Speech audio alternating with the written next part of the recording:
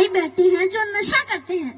मैं उनसे पूछना चाहती हूँ कि आप नशा करके मंदिर नहीं जा सकते, मस्जिद नहीं जा सकते, चर्च नहीं जा सकते, गुरुद्वारा नहीं जा सकते, तो आप नशा करके घर कैसे चले जाते हो?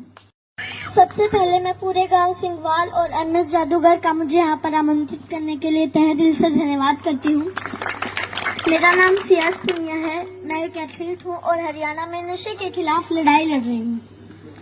आज यहाँ जितने भी मेरे बुजुर्ग, जितने भी मेरे नौजवान भाई बैठे हैं जो नशा करते हैं, मैं उनसे पूछना चाहती हूँ कि आप नशा करके मंदिर नहीं जा सकते, मस्जिद नहीं जा सकते, चर्च नहीं जा सकते, गुरुद्वारा नहीं जा सकते, तो आप नशा करके घर कैसे चले जाते हो? घर भी तो एक मंदिर ही है ना, जहाँ आपको जन्म देने वाली माँ होती है, सम्मान देने वाली पत्नी होती है, प्यार करने वाली बहन होती है और सारा देने वाला पिता होता है। अरे अगर आपको नशा ही करना है तो माँ बाप की सेवा का करो, अगर आपको नशा ही करना है तो देशभक्ति का करो, अगर आपको नशा ही करना है तो पढ़ाई का करो। जो सिर्फ आपको ही सम्मान नहीं देंगे बल्कि आने वाली 7 पीढ़ियों को सम्मान देंगे। और एक बात और, आप सब देख रहे हो बहुत गर्मी है, तो जब आप खेत में काम करने के लिए जाते हो तो वहाँ आप पेड़ के नीचे छांव ढूंढते हो, और जब आप गाड़ी या बाइक लेके कहीं बाहर जाते हो तो भी आप छांव ढूंढते हो ताकि सीट गर्म ना हो। और हम तो छत के नीचे एसी, कूलर, पंखे के नीचे बैठकर गर्मी से बच जाते हैं, लेकिन जो ये बेजुबान जानवर हैं, पक्षी हैं, उनका क्या? वो तो बोल भी नहीं सकते किसी को। वो तो हमारी छत पे उम्मीद लेकर आते हैं कि यहाँ हमें दाना पानी मिलेगा। तो मैं आप सबसे हाथ जोड़कर विनती करती हूँ कि अपनी छत पे थोड़े से दाने और पानी रख दें। और इन पेड़ों का क्या जो हमें ऑक्सीजन देते हैं, छांव देते हैं। और हम भी इतने स्वार्थी हो चुके हैं कि 4 बाल्टी पानी कूलर में जरूर डाल देंगे, लेकिन 1 लोटा पानी पेड़ में नहीं डालेंगे। तो मैं आपसे कहना चाहती हूँ कि पेड़ लगाओ और जो पेड़ बचे हैं उनको जलने से बचाओ।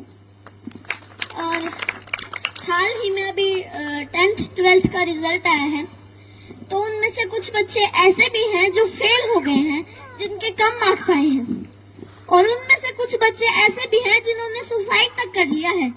तो मैं उनसे कहना चाहती हूँ, मेरे प्यारे भाई बहनों, हार जाने का मतलब मरना नहीं है।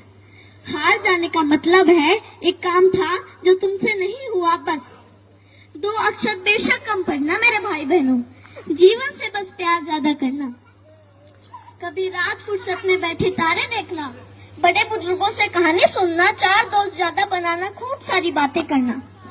जुगनू तो नहीं तुम्हारे हिस्से, पर हाँ कभी आग जला के सरकंडे को गोल गोल घुमाना, फूलों की खुशबू महसूस करना, आसपास पेड़ों से गुजरती हवा के लिए शुक्रमंद होना, नदी में पैर डुबो बैठ जाना, यूं ही देर तक सूरज जाता हुआ देखना। यह फिर आएगा, लेकिन जीवन में मृत्यु के बाद कोई जीवन नहीं। माँ तो कहती है कि मरना कोई मामा के घर जाना नहीं, जहाँ आना जाना लगा रहेगा। कोई जगह सताए जगह बदल लेना, बस जीवन मत छोड़ना। कभी जीने का मन ना भी हो तब भी जी लेना। कोई गलती हो भी जाए तो स्वीकार कर लेना, हाँ गलती हो गई। इज्जत जीवन से छोटी है, जीवन हर हाल में बड़ा है। कभी घुटन होने लगे, मरने का ख्याल आए, मरना जीवन पर हावी होने लगे तो बात कुछ दिन पर टाल देना। सोचना अपने किसी करीबी का जाना, उस माँ का विलाप याद करना, अपने पिता की झुकी गर्दन याद करना। अपने ही बच्चों की पोस्टमार्टम होती हड्डियों पर हथौड़े से होती चोट सुनना, छाती फटती है।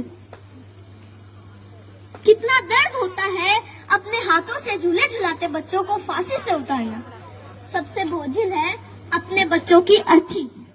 तुम्हारे जाने के बाद कोई तुम्हारे जाने पर मरेगा, कोई चश्मा संभाल के रखेगा, कोई किताब देखकर खूब रोएगा, कोई मैली शर्ट बरसों तक नहीं धोएगा। मेरे प्यारे भाई बहनों, हार जाने का मतलब मरना नहीं है। हार जाने का मतलब है एक काम था जो तुमसे नहीं हुआ, बस। और एक बात और, जो मैं हर मन से कहती आई हूँ और आज भी कहूंगी।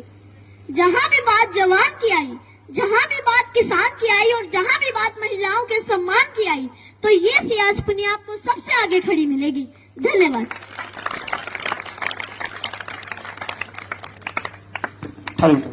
जोरदार क्लैपिंग करो भाई सियाज को ताड़ियां बजाओ पर भाई सियाज पुनिया के लिए ऐसे व्यक्ति को सपोर्ट करेगा। और कोई भी कार्यक्रम हो ना, आप लोग बुलाया करो बच्चों को।